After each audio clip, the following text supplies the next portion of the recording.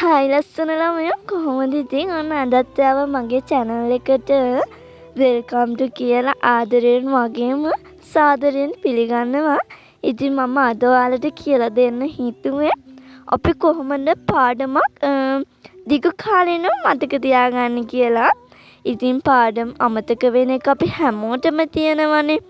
ඉතින් මම අද කියලා දෙනවා ඔයාලට කොහොමද අපි ගොඩක් දවස් අපි කරන පාඩමක් මතක තියාගන්න කියලා. මම අද ඔයාලට කියලා දෙන්න හිතුවේ ෆයිනමන් ටෙක්නික් එක ගැන.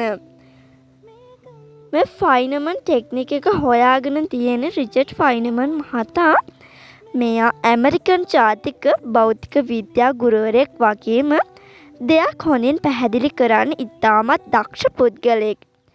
ඉතින් මේක හින්දා මිනිස්සු මෙයාට The Great Explainer කියලත් හඳුන්වලා තියෙනවා. ඉතින් මේ ටෙක්නික් එකේ මූලික පියවර 4ක් තියෙනවා. Study, Teach, Review, Simply. මුලින්ම අපි එකින් එක කතා කරමු. Study. ඒ කියන්නේ ඔයාලා පාඩමක් තෝරගන්න ඕනේ. කියන්නේ කොටසක්. මේ කොටස ඔයාලා ඉස්සෙල්ලාම ස්ටඩි කරගන්න ඕනේ පුළුවන් තරම් ලාමක විදිහකට. ඒ කියන්නේ ඔයා මේක කතන්දරයක් මතක තියාගන්නවා වගේ පුළුවන් තරම් සරල කරන මේක ස්ටඩි කරගන්න ඕනේ. ඊට පස්සේ ටීච්. ඒ කියන්නේ ඔයා මනක්කල්පිතව එහෙමත් නැත්නම් ඔයාගේ සහෝදරයෙක්ට එහෙමත් නැත්නම් යාළුවෙක්ට මේක කියලා දෙන්න ඕනේ.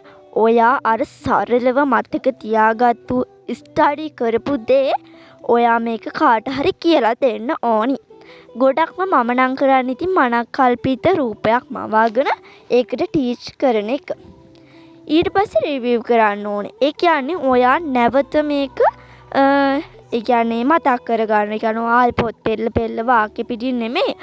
ඔයා S2 පියාගෙන මොනවාද මේකේ තිබ්බේ? එතකොට මොකද්ද මේකේ උනේ? මේ විදිහට මේවා හිතන්න ඕනේ. මෙනෙහි කරන්න ඕනේ. ඊට පස්සේ ඉබේම ඔයාලට මේක සිම්ප්ලි වෙනවා. ඒ කියන්නේ එතකොට ඔයාලට අවසානට තේරෙනවා අනේ මෙච්චර චුටි දෙයක්ද මම මෙතන මේ ලොකුවට හිතාගෙන හිටියේ කියලා. ඉතින් ඕක තමයි ෆයිනමන් ටෙක්නික් එක කියන්නේ. ඉතින් රිචඩ් ෆයිනමන් මහතා තමයි මේක හොයාගෙන තියෙන්නේ. ඔයාලත් මේක try කරලා බලන්න. ඉතින් ඔන්න මම අද ඔයාලට කියලා දුන්නේ ඕක. මම අද ස්ටඩි කරා ළමයි. ඔයාලත් ස්ටඩි කරන්න. එක්සෑම් තිබ්බත් නැතත් ස්ටඩි කරන්න ඕනේ. දැන් එක්සෑම් ළඟ මෙනවනේ. ඒ නිසා මමත් පාඩම් කරනවා. ඔයාලත් හැමම පාඩම් කරන්නේ නැත්නම් මේ ක්‍රමයට try කරලා බලන්න. එහෙනම් ඉතින් අදට ගිහිල්ලා එන්නම්. අමතක කරනද share කරන්න, like කරන්න, comment කරන්න. එහෙනම් ඔයාලා මට 50ක් subscribe ලා ගහන්න උදව් කරන්න. දැන් 30 ගණක් ඉන්නවා. thank you. ඉතින් ගොඩක්ම ස්තුතියි. ගොඩක් සතුටුයි. එන හොඳට ඉගෙන ගන්න කියලා ප්‍රාර්ථනා කරන ගම මම අදට යනවා. goodbye ළමයි. හොඳින් ඉගෙන ගන්න. see you. thank for watching.